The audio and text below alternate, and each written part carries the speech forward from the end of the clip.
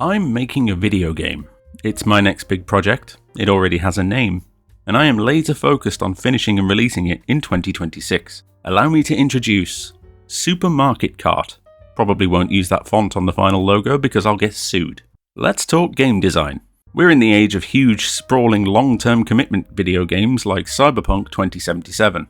Claire Obscure just won Game of the Year. GTA 6 supposedly releases this year.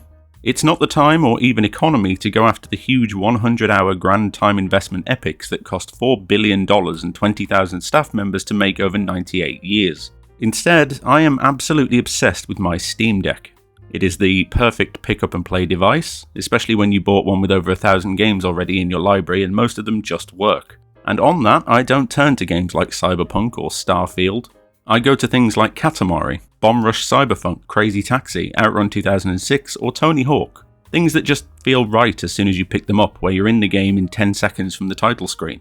I bring all of this up because one of my core beliefs of game design is that the most important first step when you decide to make a game is... what do you want it to be? I've only released one game on Steam ever so far, a simple 2D platformer called Reiterate. When I started making that, I was very clear with myself and with you as to what I wanted it to be. It wasn't going to be a clever, sprawling, varied take on the genre with 50 power-ups and a diverse range of settings and graphical features to advance what a 2D platformer is. Instead, it was going to be pure, simple, and laser-focused on making the few mechanics I did choose to include absolutely pitch perfect, so that every moment of flow and control felt well crafted. Think of it less like an all-you-can-eat buffet where some stranger's snotty kid has sneezed all over the salad bar, and more like that perfect single reasonably priced burger that you always get from that guy who calls you boss and knows just what sauces you like. So with SuperMarketKart, intent is just as important, and it's probably already clear to you what it is. I want something immediate, fast-paced, satisfying, and most importantly playable in short bursts when you want to. In between the hours of your Flavour of the Month RPG, I want 15 minutes of quietly pleasant supermarket chaos. You can probably already tell from the gameplay footage that this is going to be a physics-based single-player arcade-style racing game. If you're paying attention, you'll also notice I said gameplay footage. Because although it might be fashionable to film 4 minutes of someone in third person walking slowly through a grassy field so you can marvel at the ray tracing effects that need 3 GeForce 5090 Ti cards and 64GB of VRAM to run at 24 frames per second, that's not what we're about here. Instead, we're about a very old mentality of design. Fast and responsive gameplay that is both easy to access, yet holds a high skill ceiling. Locking down the intent of a game before you start development is one of the two things that determines whether or not your game is a success. Not financially, but on a level of personal satisfaction. Financial market success is another thing entirely which we'll cover one day, but in the potentially horrible misfortune of that part not working, what matters is that you, as the developer, feel proud of what you've created. Deciding your intent early on is one of the two pillars that gives you a very clear goal to aim for, attain, and achieve. The other is... I don't mind admitting to you that over the years I have started and abandoned a lot of things. There's a lot of reasons, most of them to do with bad choices in the timeline and workflow of how those games would have come to exist. This time though, I'm confident I've cemented exactly how this game will, in a reasonable time frame, make it out to you. I'm sure I definitely won't come to regret saying this out loud and committing it to a public quotable video in front of thousands of people. Anyway, the working theory here is based on... Something I can tell you today, now, is that the released version of SuperMarketKart will feature 4 distinct supermarkets to race around, in something very imaginatively and creatively titled Race Mode, with 3 individual time trial tracks in each one to set a best time over 5 laps each. Then there's List Mode, where each level is open wide and you can challenge a target time to collect 25 items from a shopping list, in a type of gameplay shamelessly ripping off inspired by Crazy Taxi, where you find the fastest and most economical way to follow a giant pointy arrow to a goal.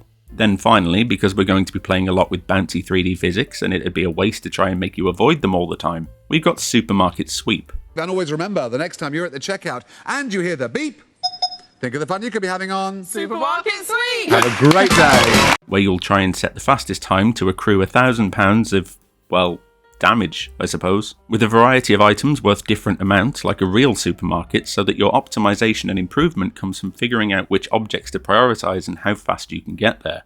If you've been keeping count, first of all, I don't know why you did that, but secondly, You'll notice this gives us a very clean and clear total number of things to do of 20 individual levels. More than enough for a solo-developed pick-up-and-play kind of dumb driving game where you crash a supermarket cart into shelves for fun. More importantly, it's manageable. If you've been paying attention, you'll have noticed in the footage I'm playing that the core gameplay is shockingly kind of finished. The game systems underneath are in fact done.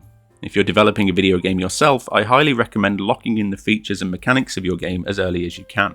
Long-time viewers of the channel will remember that the one game I did actually finish and release on Steam, Reiterate, had all of the physics, movement and hazards finished and complete very early on.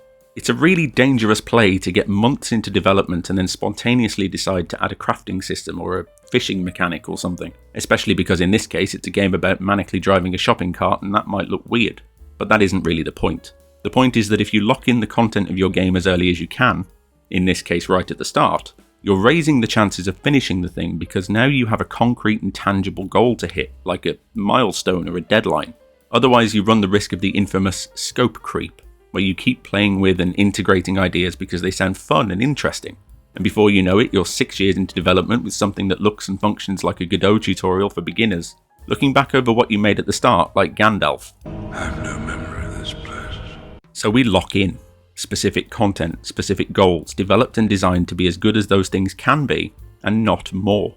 We do this not because we're lazy, but because every finished game in the current era doesn't just require everything we design it to include. There is also secret bonus work on top that slips through our scope because it's boring, despite being a requirement. Saving systems, options menus, controller support, accessibility, QA, bug testing. All things that take a deceptively huge amount of work, but that we don't like to think about because who as a child ever opened a notebook and wrote, "I am really passionate about remapping buttons on a controller"?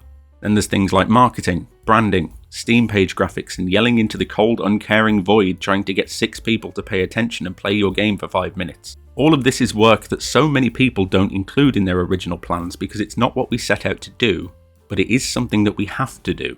What that means is even if you keep the scope of your actual game narrow and focused like I'm doing here, there is still a monumental amount of work left to achieve to get it ready for release, and most of it comes from a deceptive angle that you probably weren't even thinking about. There's also... The era that we live in for video games has normalized and popularized the idea that when a game is released, that doesn't have to be it. There are negative applications for this, like early access stuff that charges £30 for an asset-flipped Minecraft mod, or battle passes and in-game currency to run a slot machine for children.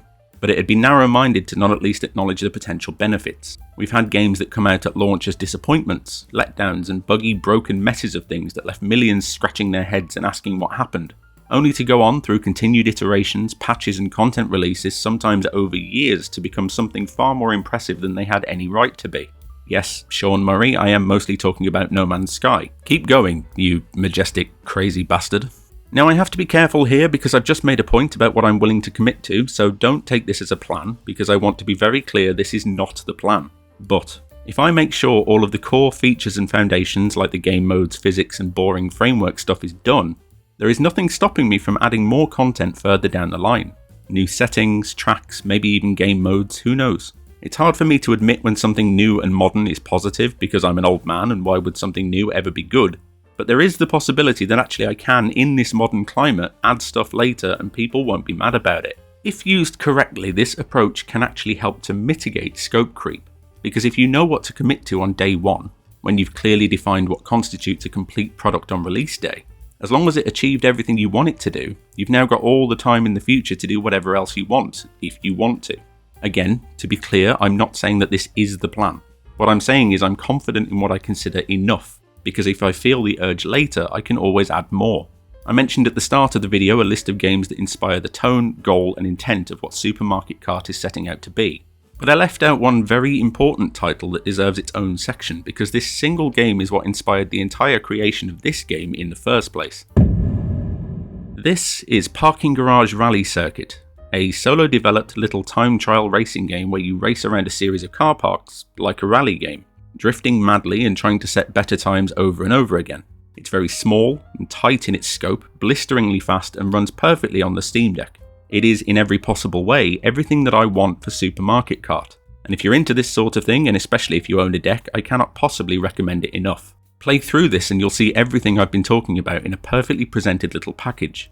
I would also like to tell you to go and look at Outrun 2006 Coast to Coast, but I can't, because it's been delisted on every major storefront because modern day gaming is terrible. Feels good to be back to being a grumpy old man. I was worried I was being too positive for a while there. Or, and I think this is the option I'd recommend the most, stay here. I'll be chronicling every step forward in SuperMarketKart's design and development, covering specific artistic angles of why I'm doing the things the way that I am, and probably detailing a massive catalogue of dumb but entertaining mistakes for you to learn from, because I'm great like that. So like this video if you liked the video you just liked, and subscribe for more videos like the video you liked since you liked it, and I will see you the next time I'm thinking, hey, let's talk game design.